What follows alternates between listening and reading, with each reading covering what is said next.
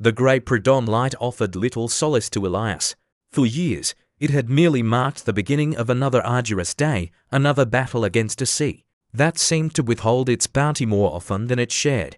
His boat, the Silent Hope, was a cruel jest in its name. It was silent because its engine often sputtered, and hope, for Elias and his family, had become a whisper, easily drowned by the crashing waves of reality. Oak Haven, his coastal village, clung to the edge of the world like a barnacle to a weathered hull. Its houses, once vibrant with the colours of the ocean, now wore a uniform pallor of salt and fading paint. The fish market, once a symphony of haggling and laughter, was a mournful duet of sparse offerings and weary sighs. Elias knew that sound too well. Each morning, as he brought in his meagre catch, often just enough to cover the cost of fuel, sometimes not even that, he felt the weight of his failing shoulders. His wife, Elias, never spoke of their growing debts, but the whirring etched itself deeper into the corners of her eyes. Each passing month, their daughter, Maya, a bright sprite of 6, still asked for simple things: a new ribbon, a storybook, that Elias found himself unable to provide. The shame was a bitter taste in his mouth, an ocean of regret threatening to swallow him whole. He spent his days on the sea, but his mind was often adrift, lost in the eddy currents of what if and if only. Time, he felt, was a river he was drowning in, carrying him further from shore. With each passing tide, one particularly cruel morning, the sea serpent, a relentless storm, descended upon him without warning. Elias wrestled with the helm of the Silent Hope, the boat groaning under the onslaught. Threatening to splinter and surrender, he fought for hours, his muscles screaming, his lungs burning with the salty spray. When he finally limped back into the harbour, battered but unbroken, his nets were ripped beyond repair, and his fishing gear lay scattered and broken on the deck. He was lucky to be alive, but the cost felt higher than any death. He had nothing left to fish with, and no money to replace what was lost. Despair, a silent predator, finally sank its fangs deep into his heart. He stumbled from his boat, leaving it to bob mournfully in its berth, and walked along the pier. The rhythmic slush of the waves mocking his stillness, he felt old, though he was barely 40. His spirit felt older still. He stopped at the very end of the pier, watching the tumultuous sea that had just tried to claim him. His hands, gnarled and scarred from years of hard labour, trembled. He was finished. There was no way out. The sea has a way of testing the heart, doesn't it? Elias, a voice, raspy yet gentle, broke through his despondency. Elias turned to see Silas, the village's oldest living fisherman, a man whose skin was as weathered as the ancient oak that gave Oak Haven its name. Silas, long retired, spent his days mending his own antique nets. Though he never put them to sea anymore, he wore a quiet wisdom like a well-worn coat. "It tested me today, Silas," Elias mumbled, his voice thick with defeat. "And I think I failed," Silas chuckled, a sound like dry leaves rustling. "Failed, Elias? You came back. The sea serpent tried to take you. And you stand here. That's not failure, my boy. That's a lesson learned. Or a lesson to be learned." He paused, his gaze fixed on the horizon. Where the storm clouds still brooded, we spend so much time waiting, don't we? Waiting for the perfect tide, the perfect boat, the perfect moment. But the sea, she doesn't wait for perfection, she demands action.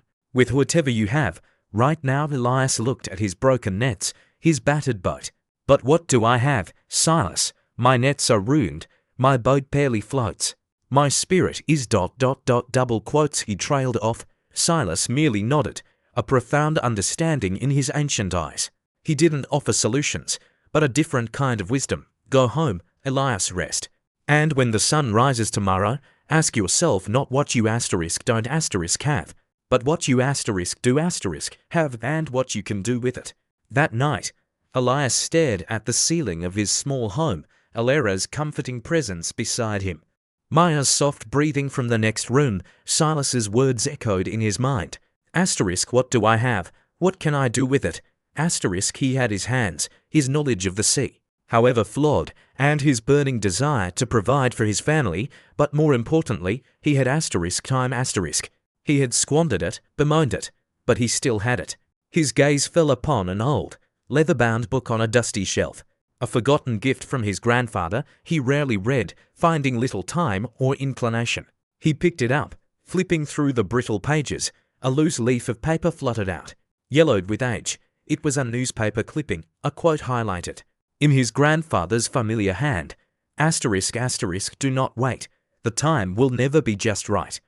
Start where you stand and work with whatever tools you may have at your command, and better tools will be found as you go along asterisk asterisk. The words, attributed to Napoleon Hill, struck Elias with the force of a tidal wave. It was as if his grandfather, from beyond the grave, was speaking directly to him. Asterisk, start where you stand. Asterisk, asterisk, work with whatever tools you have. Asterisk, he didn't need a new boat, a new net, or a new beginning. He needed a new asterisk approach. Asterisk. He needed to stop waiting for conditions to be perfect and start asterisk creating asterisk them.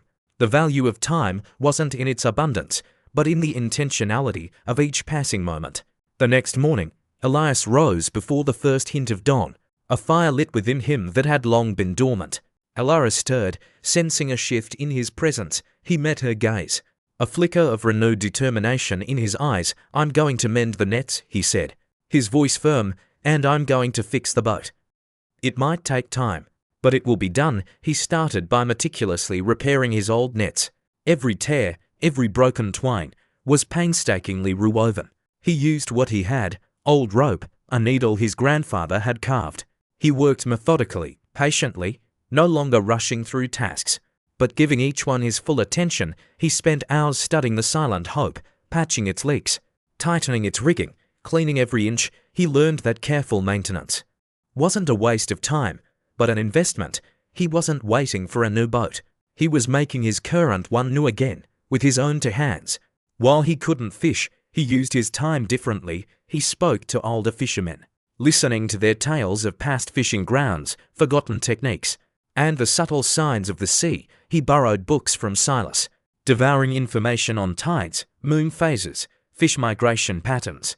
He started charting his own observations, noting the direction of the wind, the color of the water, the time of day when certain species seemed to be more active. He was no longer just a fisherman, he was becoming a student of the sea. His first few outings after the repairs were still challenging. The catches were modest. Doubt, like a lurking shadow, still tried to creep into his mind. Asterisk, is this enough? Am I wasting my time? Asterisk, but then he would remember the quote, his grandfather's stern yet loving reminder. Asterisk, better tools will be found as you go along. Asterisk. He realized those better tools weren't just physical objects, but the knowledge, the skill, the perseverance he was building with each focused effort. He experimented with different baits, different depths. Fishing at times he had previously dismissed as unproductive. He learned that an hour spent strategically was worth 10 spent aimlessly. He discovered a patch of rocky seabed slightly further out than most dared to venture, where a rich current brought an abundance of red snapper. He observed that the fish were more active during the first 2 hours of the rising tide after a full moon. These were not secrets whispered by the sea. They were insights earned through diligent observation and the disciplined application of his time. Gradually, imperceptibly at first, his luck began to turn. His catches grew larger, more consistent. The quality of his fish improved, fetching better prices at the market. The lines on Alera's face softened, replaced by a quiet joy. Maya finally got her new ribbon, a shimmering blue like the clear sky, after a storm, and a stack of new storybooks that Elias read to her every night, his voice filled with a new kind of pride. Elias's success didn't go unnoticed in Oak Haven. Other fishermen, initially skeptical, began to observe his methods. They saw him meticulously mending his nets long after they had retired for the day, saw him rising before dawn, heard tales of his strategic catches. He wasn't boasting, but simply sharing his newfound insights. When asked, he taught them how to read the subtle nuances of the currents, how to repair their gear more effectively, how to keep a log of their catches and conditions. It's not about magic, he told them one evening, his eyes alight with conviction. It's about respecting the time you're given. It's about knowing what you have and working with it, not against it. It's about learning every single day. Oak Haven slowly began to hum with a renewed energy. The old fish market found its voice again. New boats, or at least well-maintained old ones, dotted the harbour. The village, once slowly dying, was now vibrant, thriving, reborn. Elias, once a symbol of struggle, became a beacon of hope. One morning, years later, Elias stood on the deck of the Abundant Hope. His old boat, now meticulously maintained and renamed, the Sun, a painter's masterpiece, bled across the eastern sky, turning the ocean into a canvas of gold and rose. He looked out at the vast expanse, no longer with dread, but with deep respect and gratitude. The sea was still a formidable force, but he had learned to dance with it, to understand its rhythms, to honor its demands. He thought of Silas, long since past, and his grandfather, and the powerful words of Napoleon Hill, that had changed the course of his life. He hadn't waited for fortune to smile upon him. He had created his own fortune, not just in fish, but in purpose, in self-respect, in the vibrant life he had built for his family and his community. He understood now that time wasn't just a measure of days and hours, but a precious, finite resource, a raw material that, when shaped with intention, effort, and an unwavering spirit, could transform a life from quiet despair into resounding triumph. The true value of time, he realized, lay in the courage to use it, right here, right now, with whatever tools you had at hand.